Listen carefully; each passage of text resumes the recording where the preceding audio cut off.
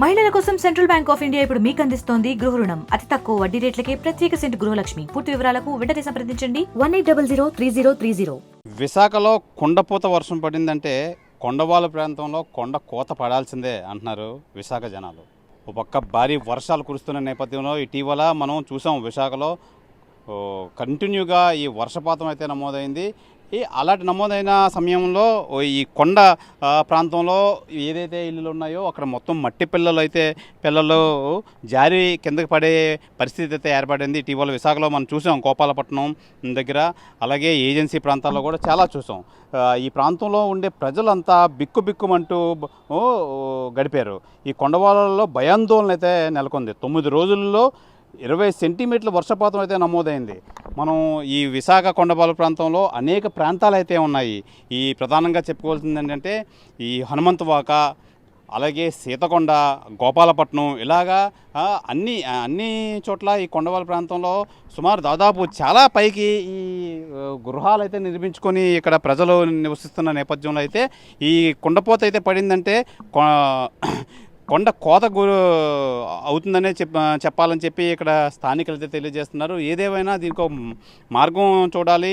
ఈ మట్టి కుంగిపోకుండా ప్రభుత్వం ఇప్పటికైనా చర్యలు తీసుకోవాలని చెప్పి వీళ్ళంతా వేడుకుంటున్నారు. ఏదేమైనా మనం చూస్తున్నాం, ఇప్పుడు ఓవరాల్గా ఎక్కువ జనాభా అయితే ఈ కొండ ప్రాంతంలో అయితేనే నివసిస్తున్నారు. ఈ నేపథ్యంలో మనం అనేక మంది కుటుంబాలతో అయితే నివసిస్తున్నారు. ఏదేమైనా అయితే మనం తేరుకోలేని పరిస్థితి అయితే ఏర్పడుతుందని చెప్పి ఈ నిపుణులు అయితే తెలియజేస్తున్నారు. ఈ విశాఖలో కంటిన్యూగా ఈ వర్షపాతం మిల్లీమీటర్లో చూసుకోవాలంటే గోపాలపట్నం 79, అలాగే పెద్దగంటాడ 74.75, పెందుర్తి 73, ఆరిలోవలో చూసుకోవాలంటే 66.5 సెంటీమీటర్ల లెక్కన, కూరమన్నపాలెంలో 59.75, అలాగే దువ్వాడలో 46.25, ఇలాగా కంటిన్యూగా మనం చూసుకోవాలంటే మొత్తం ఓవరాల్గా ఈ సెంటీమీటర్లో ఇలా చూసుకోవచ్చు. అలాగే కంటిన్యూగా ఈ వర్షాలు పడడంతో అయితే ఈ కొండవాళ్ళ ప్రాంతాల్లో అయితే చాలా మట్టి పిల్లలు కుంగిపోవడంతో అనేక ఇబ్బందులు గురయ్యారు ప్రజలు.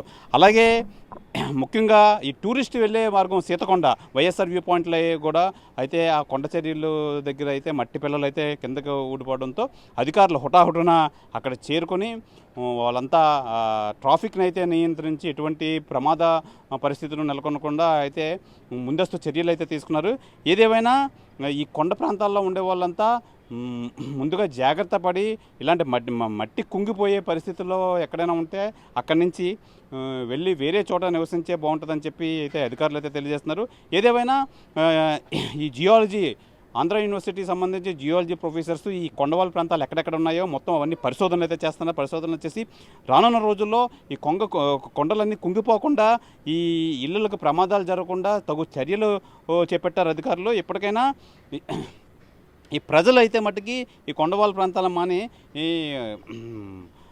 సాధారణ ఏరియాల్లో నివసిస్తే బాగుంటుందని చెప్పి అధికారులు కానీ విశాఖ ప్రజలు కానీ అయితే తెలియజేస్తున్నారు. ఈ వర్ష ప్రభావం వల్ల ఎక్కడెక్కడ ఈ ప్రభావం చూపించిందని మనం వివరాల్లోకి వెళ్తే మట్టుకి ఈ ముఖ్యంగా చూడొచ్చు. మనం ప్రధానంగా వర్షానికి లంకెలపాలెం, అగనంపూడి, కూరమన్నపాలెం, వడ్లపూడి, గాజువాక, శీలానగర్ తదితర ప్రాంతాల్లో రహదారులు దెబ్బతిన్నాయి. దీంతో రాకపోకలు ఇబ్బంది అయితే ఏర్పడ్డాయి. ప్రధానంగా పద్మనాభం, ఆనందపురం, భీమిలి మండలాల్లో వరి పొలాలు నీటి మునిగాయి. ఈ ఎంపీ, ఎమ్మెల్యేలు అయితే దీని మీద ఆరా తీసి ఎటువంటి ప్రమాదాలు జరగకుండా అయితే తగు జాగ్రత్తలు అయితే సూచించారు అధికారులు.